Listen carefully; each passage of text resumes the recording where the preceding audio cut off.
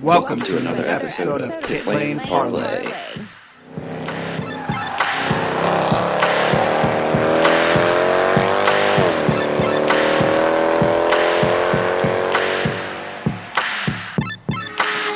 Welcome to another episode of Pit Lane Parlay. My name is host Mike Jokum. Jess and Matt join me as we have some news to catch up on. But first, this week's episode is sponsored by Craft 1861, where you can find all of your CBD products for health and wellness. Use promo code PLP40 for 40% off your order.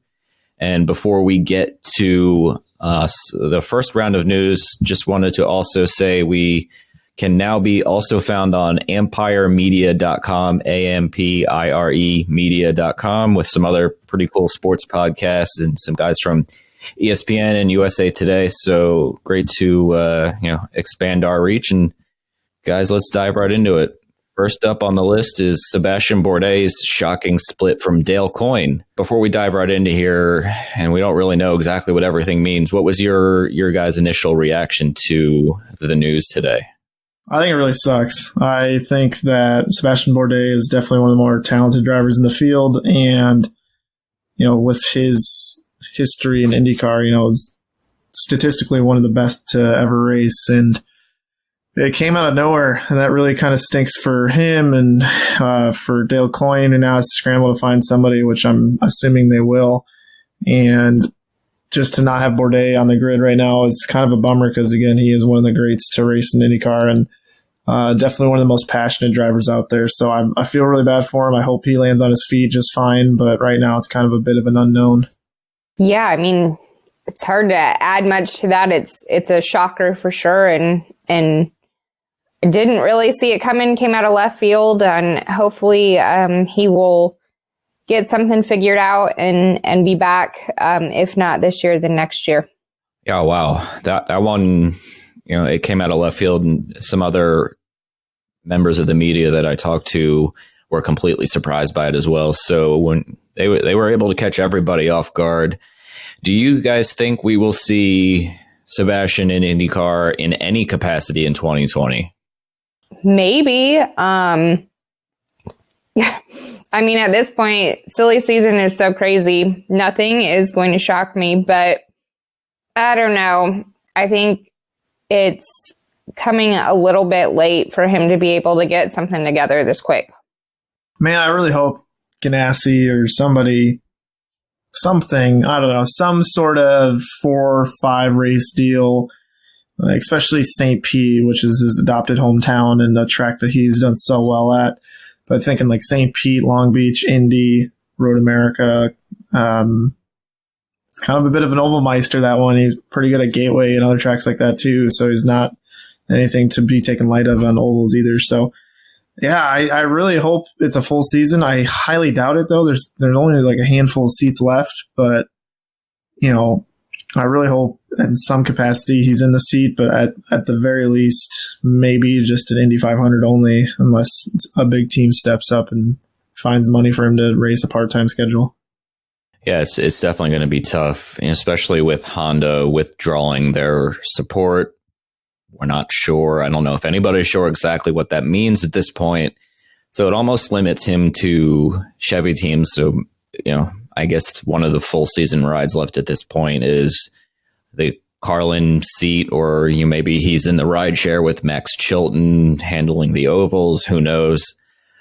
Jenna Fryer mentioned the possibility of our pal Santino Ferrucci shifting to the number 18 Vassar Sullivan car. Nobody really knows if that's accurate or not. I don't think it really makes a difference if he's in the 18 or the 19 car. Do you guys see any difference for Santino there? No, it probably makes as much difference as maybe Marco switching his number. I think it just comes down to a couple stickers, and all is well. So I think I don't think that matters. I'm super glad you said it because I was going to if you didn't. I agree. I cannot see there being any real difference whatsoever for him. I think he'll slot in just fine no matter what number they put him in.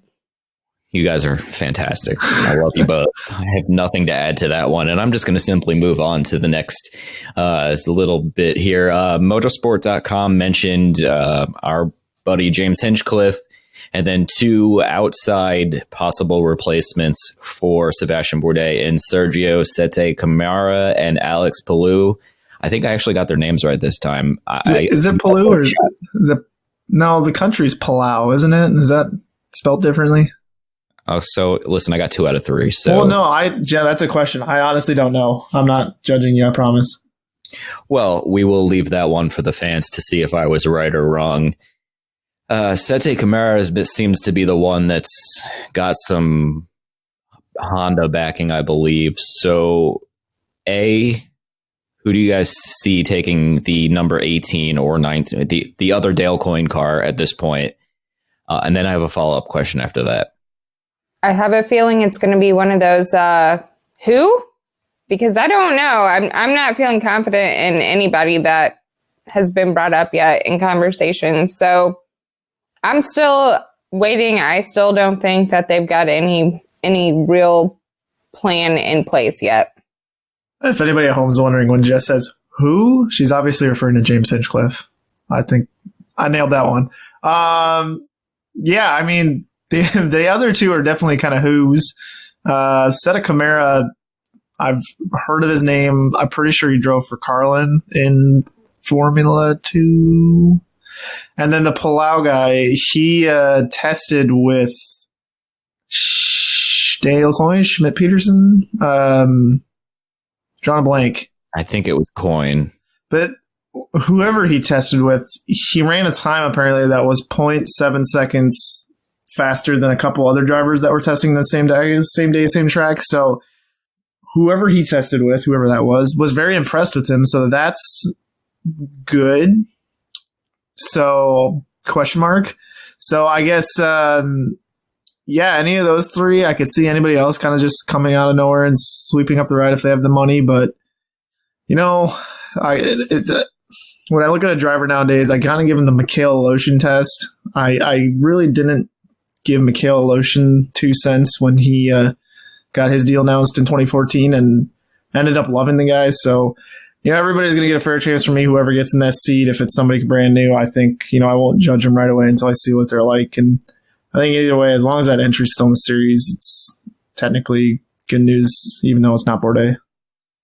Yeah, fair point. I'm going to predict it's Sette Camara, who did race in 2018 for Carlin in F2 and did have a solid 2019 in F2 with 2 wins and 2 pole positions and 8 podiums. Finished 4th in the championship. So he's had a decent F2 run the last couple of years. I don't really know too much about Mr. Palou or Palau. Hinchcliffe at this point, I don't know. I'm not too confident he can find enough money for a full season unless Honda is willing to go throw some extra money because it's a good team, a Honda team in Dale Coyne. I don't really know. But so I'll go with a sort of a who answer there, like Jess said, but a more broad question here, not necessarily related to Sebastien Bourdais, but have we ever seen a crazier start to silly season? I mean, technically, we've still got another 86 days or so until the Grand Prix of St. Pete starts. Yeah, the only 2 that come to mind are split and reunification. And as far as the split, I'm not too familiar with the timeline. I think a lot of that stuff actually happened in the middle of the season, so wouldn't really count that as silly season or off season maybe. And then with the reunification, that kind of happened in January out of nowhere, so obviously that left a lot of people scrambling. But as far as driver and team news and things like that, this has got to be up there for sure. It's just one thing after another that we weren't expecting. So this has been absurd, and Bourdais news and some news we're going to talk about here in a second add to that.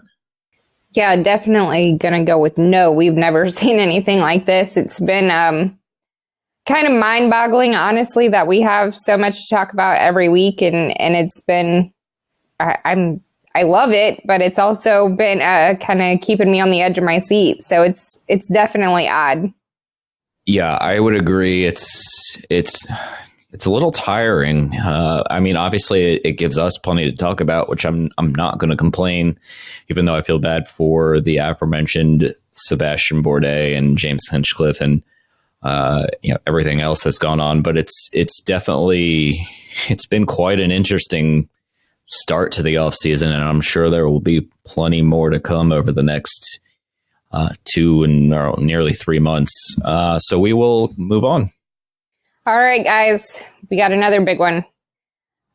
Maybe not quite as big as Bourdais getting cut, for lack of a better word, but I don't know. I think this was pretty big news. There was a lot of fans very happy. Conor Daly is going to be driving the number 20 ECR car on the road and street courses, and then he also gets to do the 500. So obviously, good thing there. And he is coming with his Air Force backing, so we should see a fairly similar livery to what he had last year. Do you guys think this is probably the best thing that could have happened for him, all things considered? Yeah. I mean, all things considered, there's a couple options out there that are kind of unrealistic at this point, like the Dale Coyne seat, since he doesn't have money, or the Ray Hall seat, that's fictitious at that point. That also wouldn't need money. So for him, you've seen a couple guys go to ECR and succeed very well. Like you've seen a couple guys go there and struggle a little bit, so it's going to be interesting to see how he fits in. But I think with the options he has available, especially with that Indy 500 ride that looks to be pretty strong last couple of years at ECR, I think this is definitely a good possibility for Conor to maybe springboard into a paid ride in a year or two. Yeah, I think it's definitely great for Conor, not being the 12th car at Andretti for the 500, or some sort of 4 or 5 race patch together deal. And I had heard rumblings throughout the offseason that Air Force was putting together a decent package to really help him out. And to see Air Force now on the car for 12 races and maybe a 13th at Indy, I'm assuming some sort of special livery for Indy, like the press release mentioned, it's definitely the best scenario for Conor Daly. Yeah, I don't really think I disagree. I was sitting here trying to think. I mean, I don't think him being at Coyne would necessarily be any better. I don't know. It's kind of a toss up. I think that. I think it's going to be good for him, and I think it'll kind of ease his mindset, like you said, being at the same team for pretty much the whole season. I think it'll do good things for him, and I think it'll be good for him to work with the same team for the whole season. Do you think with him going to ECR that he might get a podium next year? I hope so. The 20 car this year wasn't particularly good outside of qualifying for the 500, but I think he's definitely in the running for a couple top 5s. I'll say that. For some reason, Conor Daly has it figured out at Detroit. I don't know why, but it seems like every time he goes there, he does well. And then looking at what he did with Carlin on the ovals, Carlin wasn't exactly a good team. I know they got some upgrades courtesy of Team Penske right before the end of the season there that helped them, but still he was outperforming his teammates. So I think what he can offer to Ed Carpenter is help on the setups, because apparently his feedback is super good for the engineers. So I think he can definitely help that team grow, and therefore I do think that something somewhere will translate into a podium in his favor. I do not see a podium next season. I mean, it would be nice. It would be, I mean, I think the fans would eat it up, but I just don't see it happening next year. I think that he will do well, and like Mike said, a couple top fives probably for sure, but don't know if a podium's going to happen. It would be pretty cool to watch, though, if it did. And then one more question on this sort of, do you guys think that him going to ECR makes it easier for Fernando Alonso to get the Andretti Autosport for the 500? Yeah, for sure. I think I'm really surprised because I think I said a couple episodes ago that it'd make the most sense that Daly brings his Air Force money to Andretti for the Indy 500 and then maybe find a Carlin seat. So obviously that's not going to happen now. So there's still rumblings. I mean, Motorsports picked it up.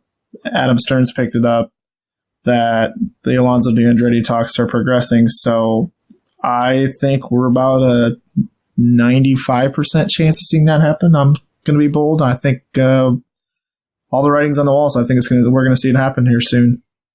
All right, that's fair. I'm going to go with no, but I think it's because Fernando is going to drive in the 500 or try to qualify for the 500 with McLaren because of the whole Chevy, Honda, Alonso, McLaren issues that popped up last year. I just don't see Honda kind of getting over that and saying, yeah, come on board, Fernando.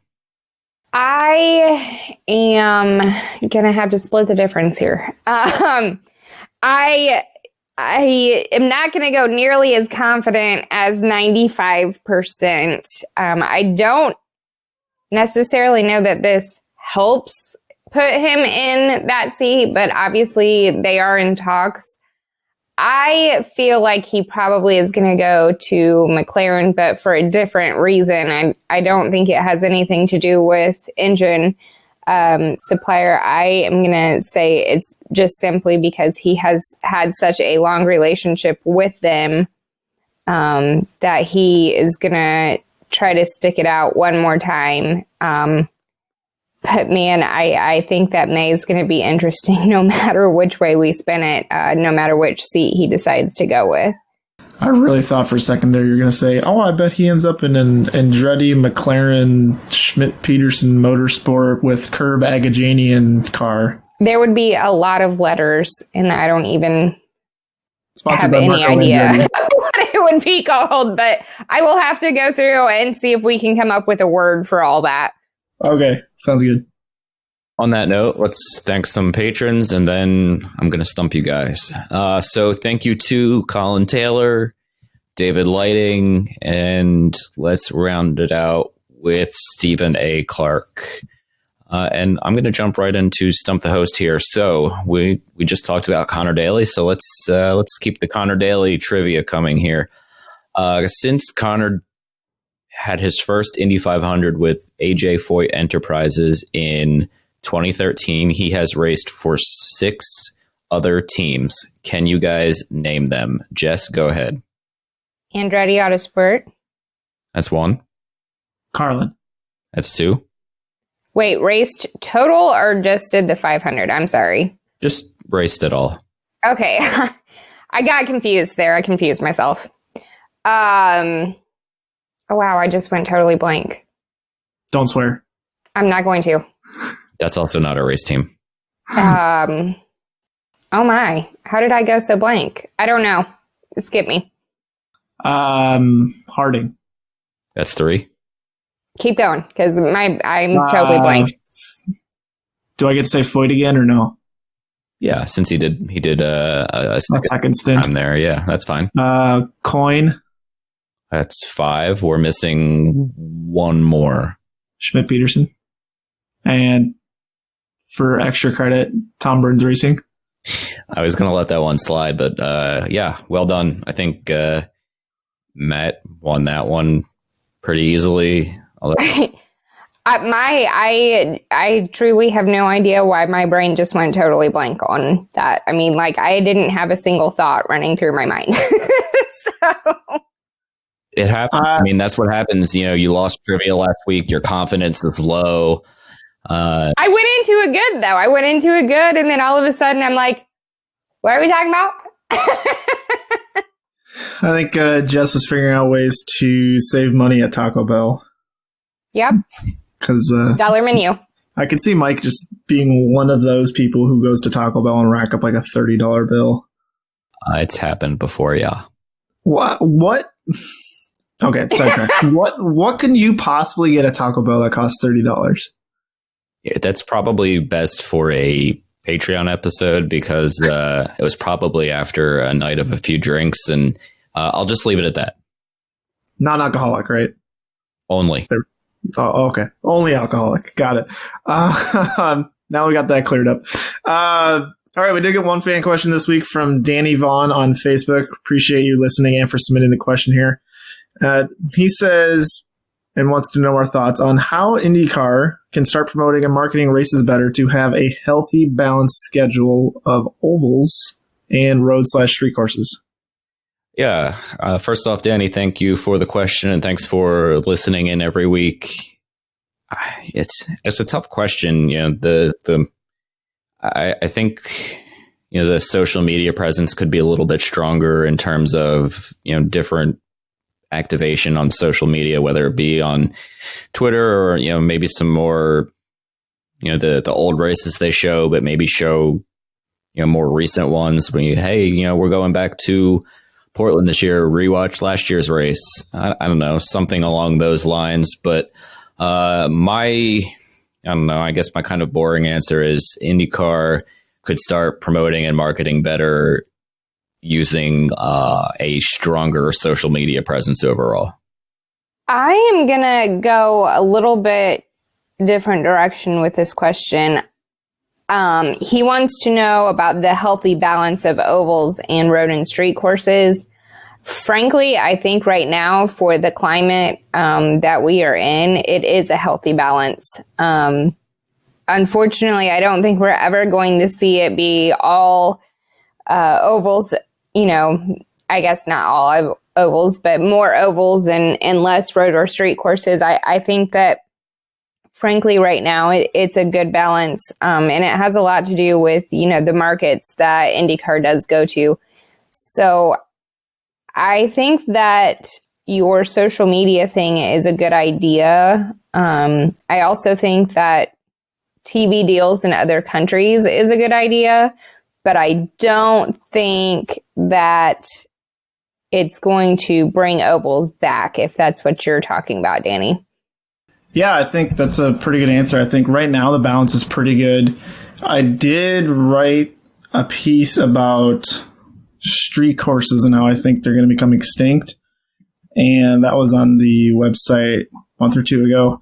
And I think I'm afraid at losing the balance of street courses in that, you know, we're only a couple protests away from maybe a track like Detroit, or let's say a focus group gets together in Long Beach and decides that it's bad for the city or whatnot. Things like that can really get some traction on social media nowadays. I think my concern, again, was with the street courses, and I think that INDYCAR may want to proactively do some community outreach within cities that host a street race to talk about the goods of what it can do for the city as far as the economy, bringing people together, giving them something to cheer about, making your city look good. I mean, when I watched the Detroit broadcast like 4 or 5 years ago, I'm like, that doesn't look so bad. You know, you hear all these things in the news, but it looks really good with those overhead shots of the city downtown and track and city backdrop, things like that. So I think reinforcing the positives of street racing right now may help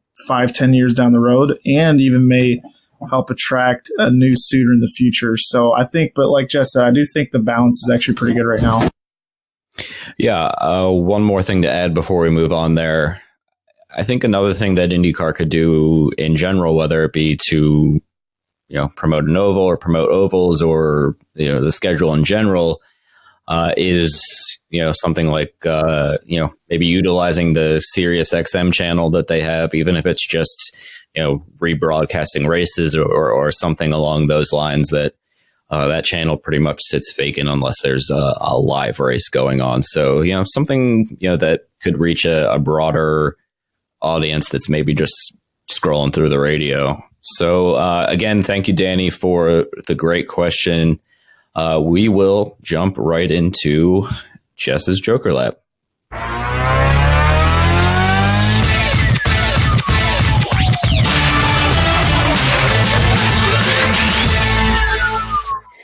Guys, did you know that we are like 2 weeks away from Christmas?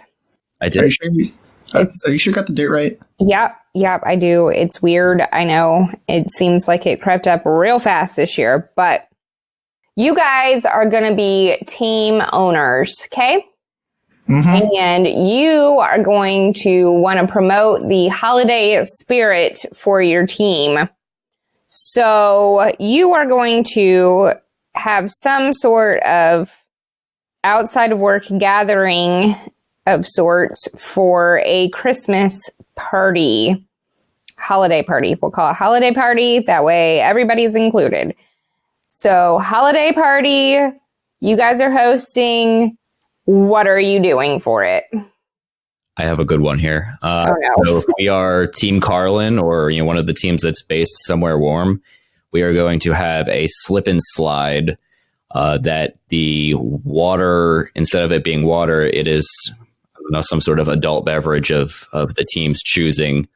I think that would be completely ridiculous, but it sounds A, very dangerous, but B, like a lot of fun.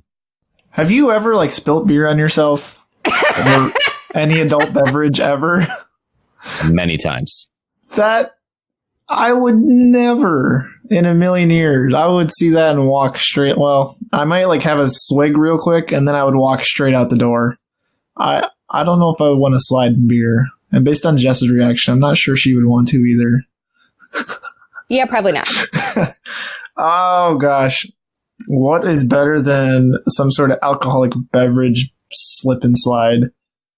Man, that's tough.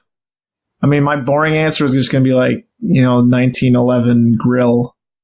I feel like that's kind of generic and boring. So my real answer is going to be, I'm going to have,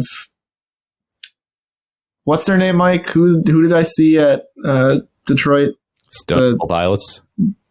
Yeah, them. I'm going to have them come over to our venue and do that while whatever genre of music they are, while we have an open bar,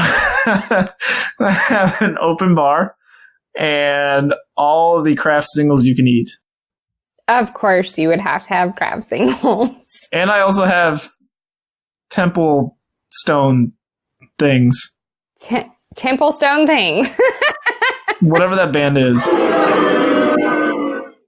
You can't boo me. I'm so disappointed in that. I'm just, my heart, pieces of my heart are shattering inside right now. And honestly, I had no idea who they were until you mentioned their name that weekend.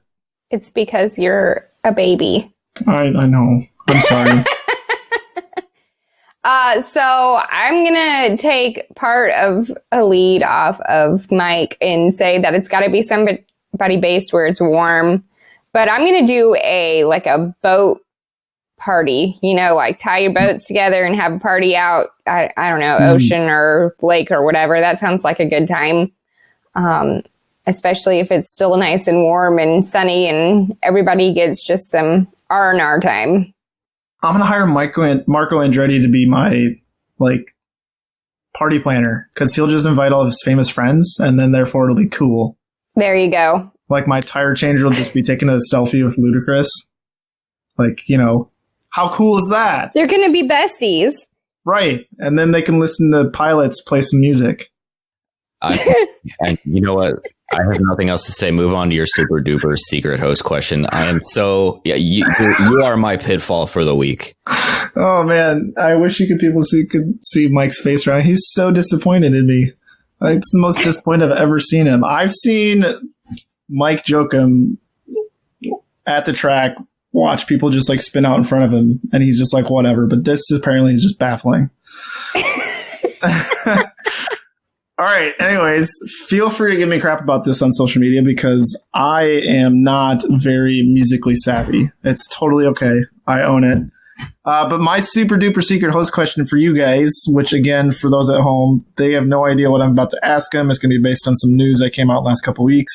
This actually came out yesterday. INDYCAR officially finalized dates, times, and whatnot for the 2020 INDYCAR season, including TV information and what channels they'll be on and whatnot. My question for you guys is that obviously the Indianapolis 500 is going to be at whatever time it's normally at, 11 a.m. Eastern or 11:30 Eastern. But the other 4 ovals on the schedule are all going to be night races. Do you guys chalk that up to coincidence? Do you think that's on purpose? And do you think that's going to be a trend for the future? Yes, I do think it will be a trend for the future. I think NBC and NTT and INDYCAR sat down probably, either during the season or, at the beginning of the off season and went, what worked best that we did this year? And it was, the non-Indy 500 oval races that were at night. And I think the schedule as a whole, kind of expanding on what you said, the road and street court races, for the most part, last year there were some that were, 1 o'clock in the afternoon, some that were 4 o'clock in the afternoon. For the most part this year, they're all around, between 3:30 and 4:30 Eastern time, give or take, a half hour or so. And I think that kind of, every Sunday afternoon that there's a race, it's at the same time, will help draw in or help keep, some maybe casual fans. That, not only is there now date equity, there's also, a familiar time equity. I don't know if that really makes a huge difference, but it did kind of stand out to me when I was looking at the schedule as a whole when it came out yesterday. Yeah, I didn't notice that until you just brought it up, so I went and looked at it also. I think that's interesting as far as keeping the times relatively similar. I wonder if it's because NASCAR starts so many races so early in the morning. So maybe they're thinking they'll catch afternoon crowds. Could be another reason. I don't know. It would be interesting to see. But yeah, I definitely think that having the ovals be night races is fantastic because then they're in prime time. Everybody's going to be, for the most part, home and kind of ready to relax, and there it is on TV. So I think that's great. Yeah, it'll be fun. I think I personally like having the night races and also having the times pretty similar. Yeah, 100%. I really do appreciate night racing. I think it's more eye-catching, more kind of glitzy, and it just, to me, seems kind of a better package altogether, especially since, for example, a place like Iowa can get pretty hot there in the day, and that doesn't necessarily help the track surface, which therefore doesn't really help the racing sometimes. So having cooler tracks at places that can be pretty hot, like Richmond, Gateway, Iowa, I think that'll definitely help the racing as a whole. So, I mean, obviously Texas too in June is not exactly cold. So I do think that'll help the tracks, which therefore will help the racing. So I'm all for it. I'm going to ask just for the sake of asking, but I'm assuming you guys are on there should never be lights at the Indianapolis Motor Speedway train. Is that correct? Yeah, honestly, I don't really care either way.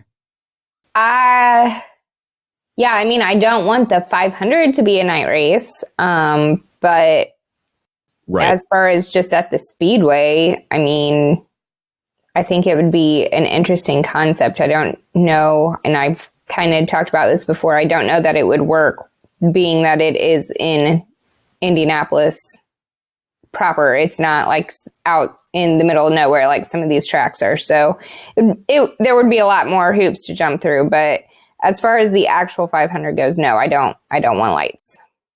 Yeah, I agree there. Also, I hope every fan that complained about the Iowa start time realizes it's now a little bit later and actually a night race. So IndyCar did listen to everybody out there who was unhappy with the start time, although I hope it is not a 2 a.m. start time again this year, because that was brutal. Are you throwing shade at me and Neely? Mainly just Neely. Oh, okay. Yeah, that's cool. Super cool to see. I I think it'd be super cool to A, see the Grand Prix run under lights. I think that'd be pretty awesome. And then B, I think having lights at the Indianapolis Motor Speedway would be super convenient in the case of it rains and the track's not going to dry till 5 p.m. for the 500.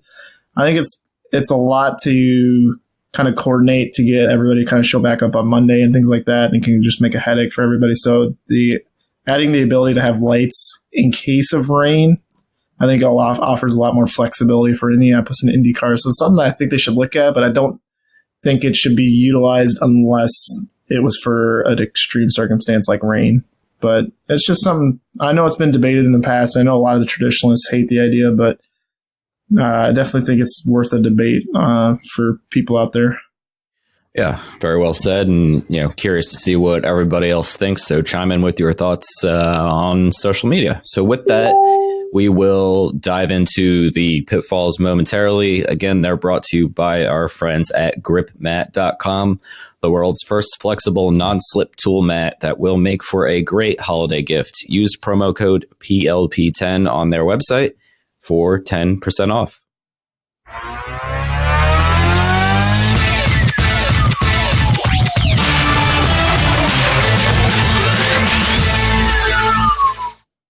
All right, Jess, why don't you go first? All right, y'all. Let me see. Hold on. What was the date that this... It's been a couple weeks now, but a real fun Twitter popped up called Anti-Daytona. They wanted to protest the Daytona 500 because of the carbon footprint of NASCAR.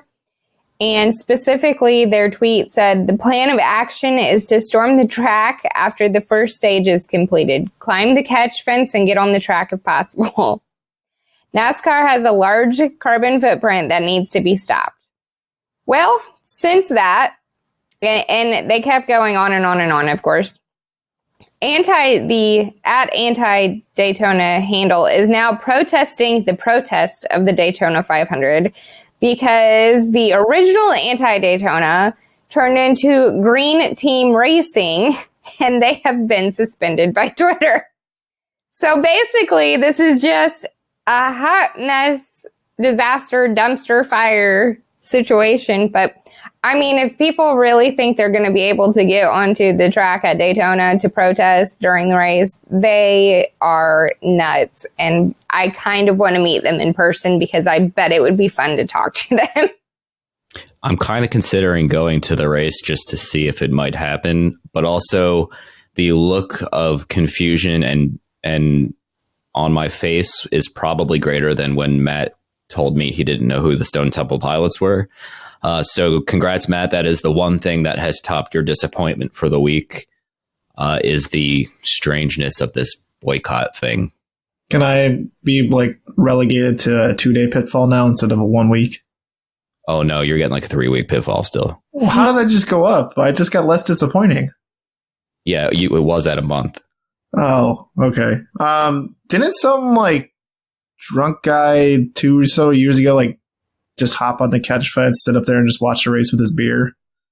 Yeah. I mean, it is not unheard of, and it's not even unheard of. I believe in IndyCar there back a while ago, there was somebody, it was a road course, I think. But anyways, it's not unheard of for people to get close to the track, on the fence. But if you plan it ahead of time on Twitter, do you honestly think it's going to happen?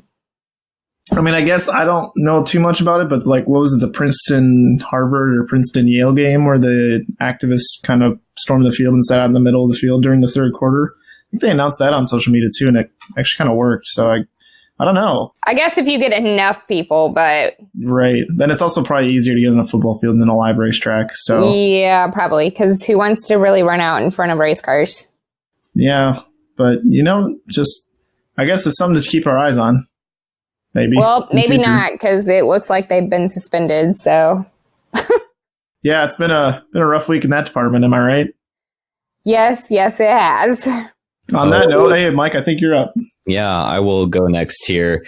So an article came out on Motorsport today that the FIA was considering super license points for junior series like F2 and F3 after, I'm not going to try to pronounce his name, the F2 driver who was already suspended once this year for too many penalty points. I believe that was the race where Pato jumped in right after his exit from INDYCAR this summer. He actually accrued enough points after that for a second ban, but escaped it on some sort of technicality. So they thought, well, maybe we should look at super license points for junior series. Now, I get it because this kid somehow managed to accrue 2 suspensions worth of penalty points in one season, which I can't imagine bodes well for his future. But if you start putting things like super license points, and we saw what that did to Pato's 2019 and I mean, many other drivers over the last couple of years, F1 won't have any sort of feeder series within a couple of years. Yeah, I mean, there's not a whole lot to add there. Obviously, just the fact that they had somebody in the series that got them to this point kind of blows my mind, but what a mess. Yeah, I mean, I don't know. It's kind of dumb, and the fact that, people like Pietro Fittipaldi have to go to a test session in the hopes that they get enough to go to another test session in the hopes that they get to do a first practice in the hopes of getting enough license points to become a Formula One driver. It just seems like it's become way too difficult. I get the sentiment behind it, and I guess we can think, well, I shouldn't say this baselessly, but from what I've heard, it was Yuji Ide back in 2006 who did such a bad job at Formula One that they had to come up with some sort of system like super license points. So thanks, Ide. But it just seems like it's not the best idea to do it for junior series too. Yeah, I agree there. It also, there was a bunch of uproar whenever Verstappen got the Toro Rosso ride, 5-6 years ago, I think is when it really got put into place. Just adding on to what you said there. Yeah, I'm trying to find, I'm going to text you guys the clip, my favorite Yuji Ide moment. Anyways, my pitfall also on Formula One and the FIA, because they have we've seen some absolutely ridiculous trophies in our time since Liberty Media, or even maybe before Liberty Media took over. But there's one where there's a giant, gorilla looking dude on a little, whatever you call the base of a trophy. And he's holding a Pirelli tire or something. Isn't that, doesn't Dover do something similar for for their track with their rock monster man? Yeah, but it looks less cartoonish. I mean, that one I can at least respect because it also has something to do with the track. But I know what you're talking about for sure. It's just these trophies that Formula One and the FIA are coming out with are ridiculous. And so this week, Alexander Albon won, I don't know, some millennial trophy for participating in something. I'm not entirely sure, but he won a trophy. And my first comment on Twitter was that it looked like something you would salvage from a demolition site, particularly in some sort of pipe, because it was a pipe that was crumpled together, folded 17 times, and then glued to the base of a trophy. And I didn't really quite get the point. I don't know if that passes as art or something. Maybe I just don't have the artistic eye, but I think the kind of sleeker and better trophies are better than whatever that was and whatever some of the other trophies that we've seen the last couple of years. So I think the simpler, the better. I mean, I guess I understand in some cases, if a sponsor has something that's really, known to be part of their branding, maybe, but I don't know. I don't know. I liked the old school trophies, way back, where everybody got the same one. They passed it around and put their name on it. Kind of like the Borg, but even before that, I don't know. I just think that it means more when you have it for a while and then you have to pass it on to the next person. So you can't just put it in a case forever. It means more when you have to work for it every year, I guess. Yeah, I'd agree there. The trophy Matt's talking about definitely looks like, I don't know, like a muffler bent up in like 17 directions. It's really just atrocious. And I will just keep it at that. There's not much I can add to that one. So with that, we'll wrap things up here for the week. We'll be back next week with another episode. Guys, anything else before we wrap it up? Nope. I'm getting the no. So Jess, go ahead and sign us off. And guys, keep your lug nuts tight.